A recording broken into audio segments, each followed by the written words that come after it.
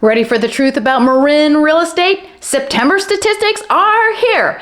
This video is going to blow your mind. I'm going to cover what has happened in Marin County real estate over the past 3 years. Yes, information recorded before the world plunged into the hopefully anomaly of the pandemic. So let's get to it. If you're new to my channel, welcome. And if you're thinking of buying or selling a home in Marin County, reach out to me because I love to help people just like you make a smart move. And if you get any value from this video, please like, subscribe, and share, as that will motivate me to keep doing these videos. Now, without further ado, this week we are going to go over the newly released data from the trend graphics going back 3 years and including last month's statistics. And I'm going to cover new statistics from this week. First, a quick glance at what changed in the MLS this week. There are currently 451 active listings for residences in Marin County. That's down a bit from last week's 458 listings. This week's new residential active listings include 53 homes. The number of homes that are back on the market because of the deals falling through equals 8 homes. And the number of homes where the sellers increased the price includes 2 homes. And the number of homes where the sellers decreased the price consists of 59 homes. That's a lot of reduced price homes. While new listings don't change much from week to week, I have watched the number of sellers reducing the price of their homes go from the single digits to the teens, and now there are more reduced prices than there are listings. This change is a major change and happened over just the last few months. However, don't expect this to always stay so high, meaning the sellers that reduce their prices, because sellers will adjust to the new normal, the new reality of lower prices, and then they will learn to price their home at the correct market price, and they won't need to later reduce their price. Also, before I show you those new trend graphic statistics, you may be wondering how any seller could raise their price in this environment. As I just listed, 2 home sellers did just that. Let me tell you why that can happen now. Not long ago, agents encouraged sellers to list their homes at a price low enough to encourage more buyers to look at it and more buyers to make an offer, thereby creating a quick frenzy with a bidding war where buyers lose their head in the game and inevitably pay an even higher price for the home than the current fair market price would warrant. Well, those days are over. I have heard numerous agents say that their under the market price brought in no such bidding war, no such frenzy, and in fact, no offers at all. So the seller and the agent get hit with reality that it takes longer to sell a home, and they want to present the home at what they perceive is its true fair market price, not something less than that. So the home price is increased to reflect that. By the way, if you'd like a list of off-market properties in Marin County, those that are not even on Zillow or other online sites, reach out to me and I'll set you up. No obligation, just email me. And now, let's look at the new statistics. Here we have the chart going all the way back to 2019, as I suggested, because that was a time before the pandemic and we don't have these anomaly of pricing that happened because of the pandemic. And it goes through last month, September 2022. The light green bars are homes that are for sale each month,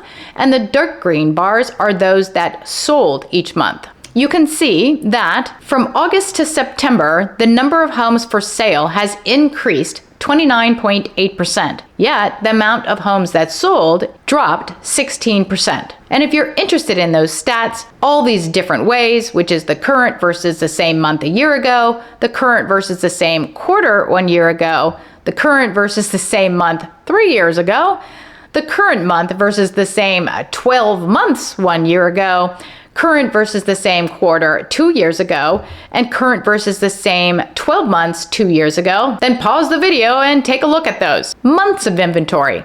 How has that changed in Marin County? Basically, months of inventory, meaning closed sales, is up 53.4%. You can see that at the end of the chart here, that it is approaching a lot of the area that would be normal on this chart, outside of the major pandemic change. I like to look at this last one, which is current versus the same 12 months 2 years ago, that is down 42.6% since then. So then there was more months of inventory. And then from the same 12 months 1 year ago, that's zero change. Interesting. Sounds like we're back to about a year ago's data. And here's the average days on market. From August to September, that has increased 9.7%. Still, it's way down from 2 years ago with the 12 running months prior, in that it's 44.9% lower than that. And it's 20.6% lower than it was for the 12-month running a year ago. Now let's look at average price per square foot. The average price per square foot from August 22 to September 2022 did increase 4.1% per square foot. Now you have to remember that in Marin County, we don't really have that many sales each month. In fact, from the first chart that I showed you, they are usually less than about 350 home sales.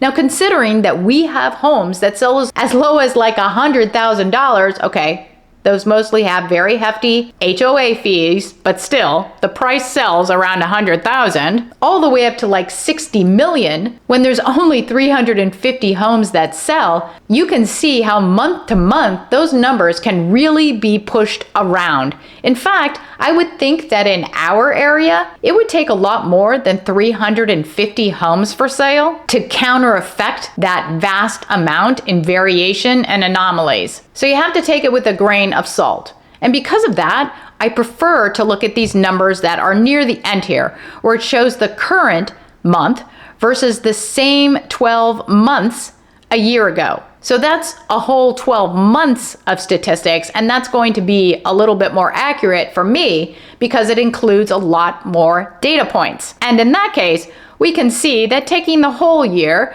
versus the whole year last year, the average price per square foot is up 13%. And if you take that from 2 years ago with 12 months included, the number is up 28.4% per square foot. So we're still a long way away from where we were in, say, 2019. And in fact, you can see that right here with this blue bar is still quite a bit higher than these blue bars down here. And last, let's look at the average prices for sold homes and homes that are for sale. Interestingly, this green line here represents the price of homes that are for sale, and it's quite a bit higher than the price that homes actually sell at. Earlier this year, home sales did increase in that buying frenzy, and therefore these prices got as close as they could to what sellers actually wanted for their homes. But since then, prices have significantly declined, whereas for a while there, home sellers were still hoping to get more and more for their house, probably because their neighbor's house sold for a lot. And they finally got around to thinking about selling too. And yet you can see that now that is finally declining. So we'll see where this goes in the next few months. As far as the statistics go, from August to September, the average active price decreased 5.8%, and the average sold price increased 3%. Regarding the stats that I look at, because there's a lot more data stats in there, from the current versus the same 12 months 1 year ago, active prices are up 8.9%, and average sold price is also up 9.3%.